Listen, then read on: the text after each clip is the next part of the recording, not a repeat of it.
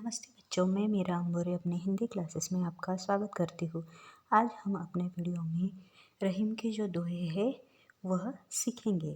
तो चलिए जानते हैं रहीम के बारे में। उन्होंने अपने कार्यकाल में क्या क्या किया और उनके जो दोहे हैं वह। उनका जन्म लाहौर में सन 1556 में हुआ। इनका पूरा नाम अब्दुर्रहमान खान खाना था। रहीम अरबी, फारसी, संस्कृत और हिंदी के अच्छे जानकार थे। रहीम मध्ययुगीन दरबारा संस्कृति के प्रतिनिधि कवि माने जाते हैं। अकबर के दरबार में हिंदी कवियों में इनका महत्वपूर्ण स्थान था। रहीम अकबर के नवरत्नों में से एक थे। रहीम के काव्य का मुख्य विषय श्रृंगार, नीति और भक्ति है। रहीम बहुत लोकप्रिय कवि थे। इनके दोहे सर्वसाधारण को आसानी से याद हो जाते हैं। इनके नीतिपरक दोहे ज़्यादा प्रचलित है, जिनमें दैनिक जीवन के दृष्टांत देकर कवि ने उन्हें सहज, सरल और बोधगम्य बना दिया है। रहीम को अवधी और ब्रज दोनों भाषाओं पर समान अधिकार था। इन्होंने अपने काव्य में प्रभावपूर्ण भाषा का प्रयोग किया है। रहीम की प्रमुख कृतियाँ रही है रहीम सतसई, श्रृंगार सतसई, मदनाष्टक, रास पंचाध्यायी, रहीम रत्नावली, बरवे, भाषिक भेद वर्णन। ये सभी कृतियाँ रहीम ग्रंथावली में समाहित है। प्रस्तुत पाठ में रहीम के नीतिपरक दोहे दिए गए हैं।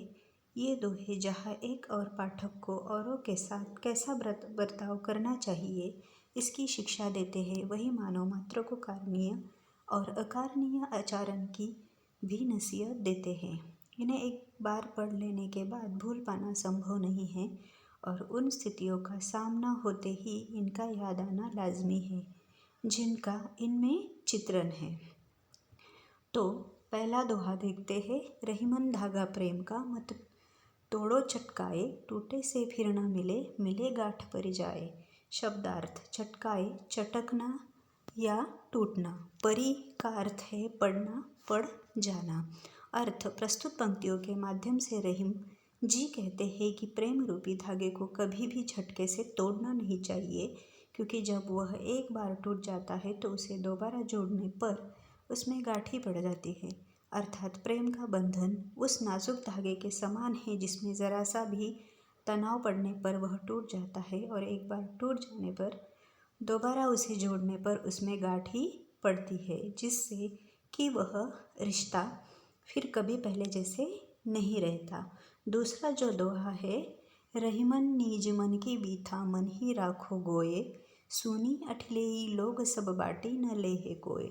शब्दार्थ: नीज का अर्थ है मेरा और अपना, बीथा का अर्थ है कष्ट, दर्द, बाटी यानी बांटना, वितरण करना, सुनी यानी सुनना, सुनकर, अठलेई यानी मजाक उड़ाना, जिद्दी।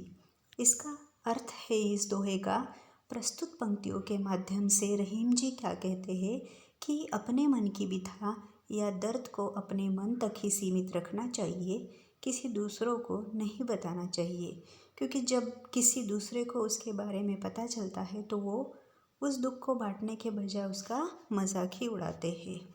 तीसरा दोहा है, एक साधे सब सदे, सब साधे सब जाए, रहीमन मुलही सिचिबे, फूले फले अगाए।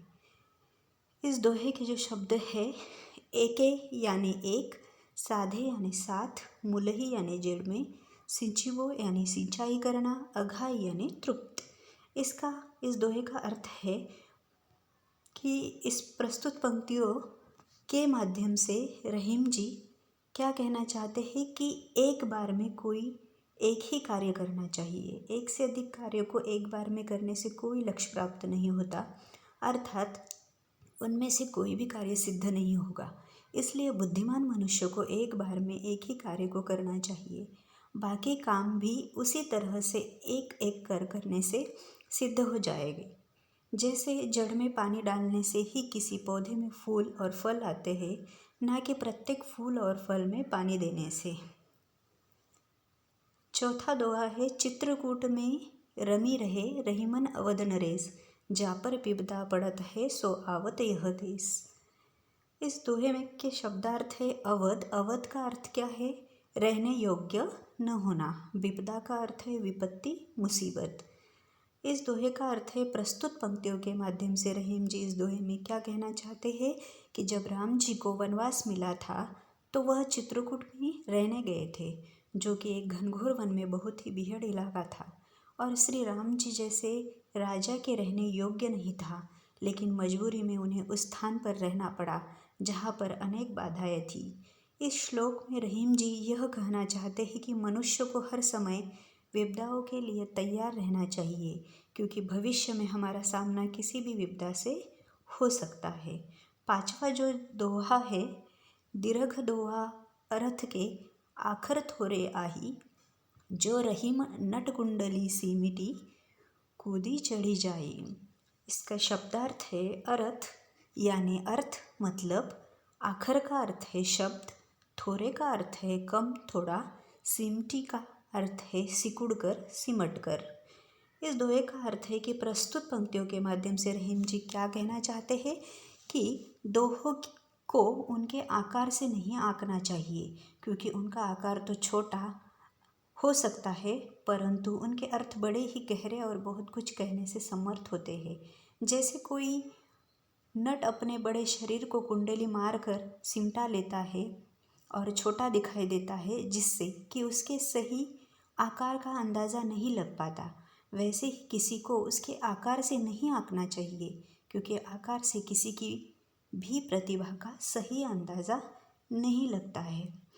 छठा जो है दोहा है यहाँ पर उनका, धनी रहीम जल पंक को लघुजिए पियत घाये, उददी बढ़ाई कौन है जगत पियासो जाए। शब्दार्थ धनी धन्य, पंख कीचड़, लघु का अर्थ है छोटा, अघाय का अर्थ है जिसकी इच्छा या वासना पूरी हो चुकी हो, उदी का अर्थ है सागर, प्यासो का अर्थ है प्यासा। तो इस प्रस्तुत पंक्तियों के माध्यम से रहीम जी हमें यह कहना चाहते हैं कि एक कीचड़ का पानी जिसे हम गंदा समझते हैं, उसमें पानी की मात्रा कम होने पर भी अनगिनत सूक्ष्म जीव अपनी प्यास बुझाते हैं, इसलिए यह कीचड़ का पानी धन्य है। लेकिन इसके विपरीत वह विशाल सागर का जल जिसकी मात्रा बहुत अधिक है, फिर भी वह जल खारा होने के कारण खराब है, क्योंकि उस जल से किसी की कोई सहायता नहीं होती और ना ही किसी जीव की प्यास बुझ जाती है, क्योंकि विशालता या बड़ा होने के बाद भी उसका जल पीने योग्य नहीं रहता। अंततः कहने का मतलब यह है कि बड़ा होने से कोई लाभ नहीं अगर आप किसी की मदद नहीं कर सकते हो तो। सातवां दोहा जो है यह है, नाद रीझी तन देत मृग, नरधन देत समेत, ते रहीम पशु से अधिक रिझ्यू कछु न देत। शब्दार्थ नाद का अर्थ है आवाज़, संगीत की ध्वनि, रिझी प्रसन्नता, खुश होकर, मृग हिरन। इसका इस दोहे में जो रहीम जी है प्रस्तुत पंक्तियों के माध्यम से कहना चाहते हैं कि जिस प्रकार हिरन किसी के संगीत से खुश होकर उसके प्रति अपना शरीर तक न्यौछावर कर देता है, ठीक इसी प्रकार कुछ लोग दूसरों के प्रेम में इतना रम जाते हैं कि अपना सब कुछ न्यौछावर कर देते हैं। लेकिन दूसरी ओर कुछ ऐसे लोग भी हैं जो पशुओं से भी बदतर होते हैं, जो दूसरों से तो बहुत कुछ ले लेते हैं लेकिन बदले में कुछ भी देने को तैयार नहीं होते। यह कहने का तात्पर्य यह है कि अगर आपको कोई कुछ दे रहा है तो आपका भी फर्ज बनता है कि आप उसे बदले में कुछ ना कुछ दे।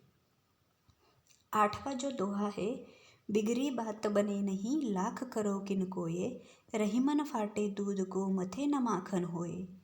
शब्दार्थ है बिगड़ी का अर्थ है बिगड़ी, फटे दूध का अर्थ है फटा हुआ दूध, मथे का अर्थ है मरना।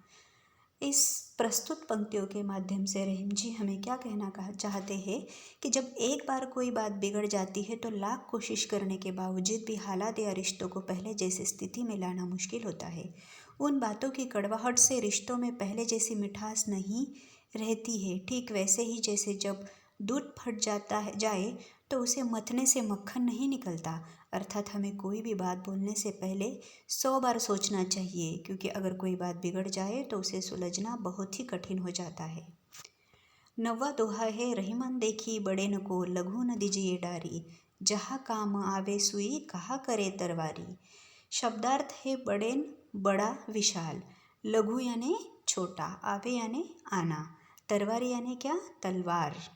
तो इस प्रस्तुत पंक्तियों के माध्यम से रहीम जी हमें क्या कहना चाहते हैं कि किसी को उसके आकार से नहीं आंकना चाहिए और छोटे आकार के कारण किसी को उपेक्षा नहीं करनी चाहिए, क्योंकि जहाँ छोटी चीज़ की ज़रूरत होती है वहाँ बड़ी चीज़ किसी काम नहीं आती। जैसे जहाँ सोने की ज़रूरत है वहाँ तलवार का कोई काम नहीं होता। इसलिए किसी भी चीज़ को कम नहीं आंकना चाहिए, क्योंकि हर चीज़ का अपनी अपनी जगह अपना अपना अलग अलग महत्व होता है। 10वां दोहा है, रहीमन नीज संपत्ति बिन कौना विपत्ति सहाय, बिनो पानी जो जलज को नहीं रवि सके बचाए।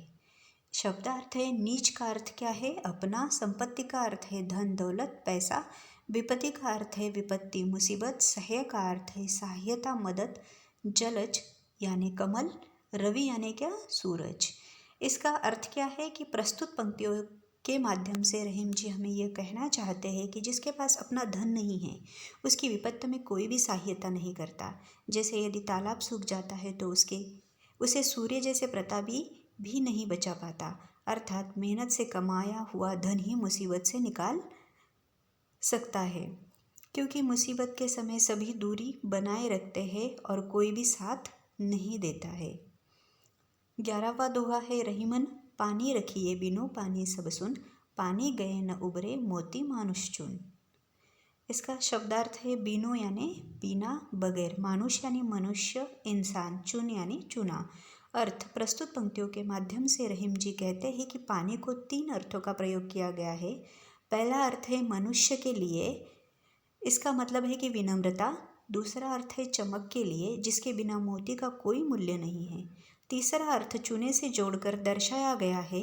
रहीम जी का कहना है कि जिस मनुष्य में विनम्रता नहीं है, जिस मोती में चमक नहीं है, जो चूना पानी में नरम नहीं पड़ता हो, उनका कोई महत्व नहीं रह जाता है।